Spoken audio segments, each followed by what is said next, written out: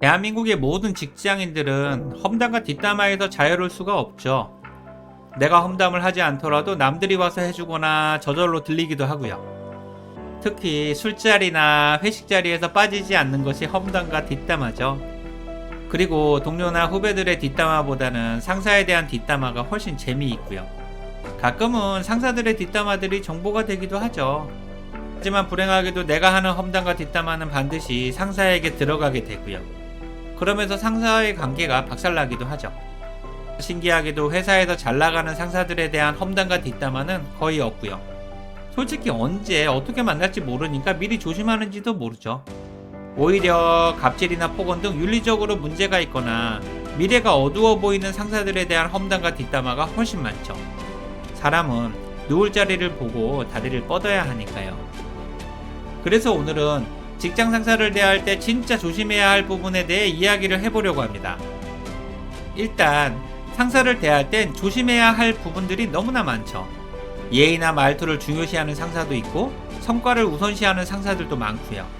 비윤리적인 상사들도 있고 회사에서 승승장구하는 상사들도 있고요. 나의 기준에서 친한 상사와 안 친한 상사, 아는 상사와 모르는 상사가 있죠. 그리고 상사에 대해 절대로 하지 말아야 할 것들도 많고요. 우선 상사가 아무리 무능력해 보여도 절대로 무시해서는 안 되죠. 상사를 무시한다거나 기분 나쁘게 해서는 절대 안 됩니다. 지금은 인정받지 못하고 힘들게 지낼 수도 있지만 길게 보면 상사가 어떻게 될지 아무도 모르니까요. 대부분의 상사는 부하 직원보다 직장 생활도 오래 했고 경험도 많은 사람들이죠. 회사에 대한 이해도나 업무 능력, 경험과 인맥 등 전체적인 부분에서 부하 직원보다 뛰어나고요. 솔직히 인정하기 싫더라도 인정을 해야만 하죠. 어쩌면 인정하기 싫다는 그 생각 자체가 진짜 위험한 생각일 수도 있고요. 또한 대부분의 상사는 부하 직원의 업무 태도나 습관, 강약점과 장단점에 대해 잘 이해하고 있죠. 상사가 부당한 업무 지시를 하거나 감정적으로 싫은 경우도 있겠지만 적어도 상사는 회사라는 시스템에서 성과와 경쟁을 통해 직책을 획득한 사람이고요. 쉽게 말하면 상사라는 자격은 고스톱 쳐서 운 좋게 딴 것이 아니라는 말이죠. 그러니 절대로 우습게 봐서도 안 되고 당신이 미워한다고 해서 함부로 폄하되거나 험담할 수 있는 대상도 아니고요. 하지만 상사가 못마땅한 부하 직원 눈에는 무능력하고 비윤리적인 상사로 보일 수도 있죠. 원래 사람은 같은 행동도 자기가 보고 싶은 대로 보이잖아요. 게다가 상사는 여러분들을 끌어주거나 키워줄 수는 없어도 여러분들의 직장 생활을 확실히 망칠 수 있는 진짜 무서운 존재죠. 고가나 평가를 한번 잘못 받으면 직장 생활을 완전히 망칠 수도 있으니까요. 그렇게 되면 부하 직원만 상처를 입게 되는 거고요. 그러니 상사가 아무리 무능력해 보여도 절대로 상사를 무시하지 마세요. 또한 상사는 경쟁이나 싸움의 대상이 되어서도 안 되죠. 혹시 부하 직원인 여러분들은 상사와 충분히 해볼 만하다고 생각하세요? 불행하게도 상사와 적이 되면 100점 100패가 확실하고 후유증도 심각해지죠. 그러니 절대로 상사와 싸우거나 경쟁하지 마세요. 회사나 조직의 규칙은 상사에게 훨씬 유리하고 상사와 100번 싸우면 10%도 이기기 힘들잖아요. 설령 이기더라도 회사라는 시스템에 의해 결국엔 지게 되고요. 동시에 상사와 싸웠다는 주홍 글씨도 생기죠. 자칫하면 이직이나 퇴직의 강을 건너게 될 수도 있고요. 그리고 여러분들이 대학 시절에 교수님의 배려나 실력이 부족해서 실망했다면 회사에서 상사를 만나고 나면 교수님이 그동안 얼마나 배려해 줬는지 알게 되죠. 상사는 부모님이나 교수님이 아니거든요. 부모를 이기는 자식은 있어도 상사를 이기는 부하 직원은 없고요. 부모님은 자식이 잘 되기를 바라는 마음으로 혼내지만 상사는 상사 자신이 잘 되기 위해 여러분들에게 화를 내죠. 우리는 이 사실을 절대로 오해해서는 안 되고요. 상사는 부하 직원의 역량을 키우고 배려하기 위해 직장 생활을 하는 사람이 아니니까요.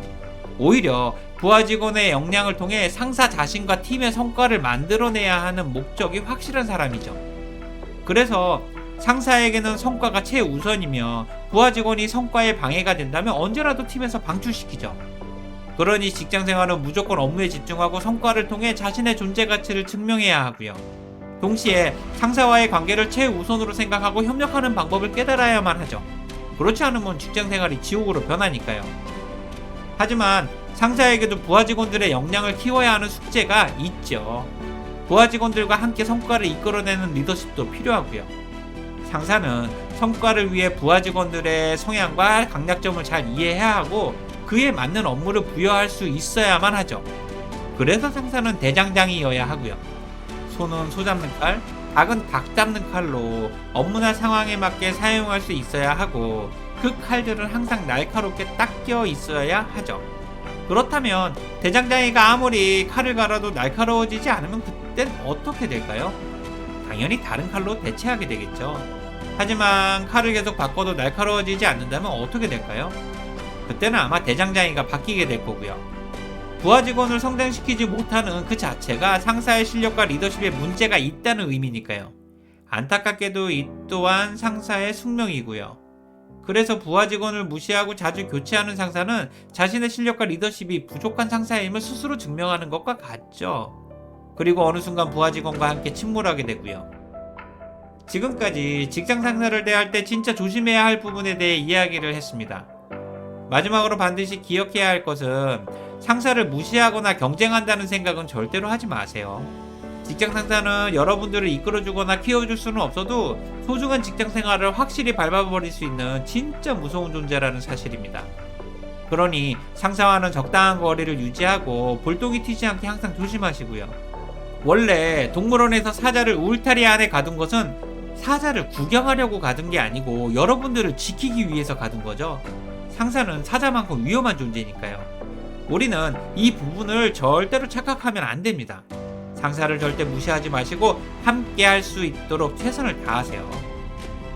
오늘 내용에 공감이 되신다면 구독과 좋아요를 부탁드릴게요. 지금까지 직장 스쿨 임지였습니다. 고맙습니다.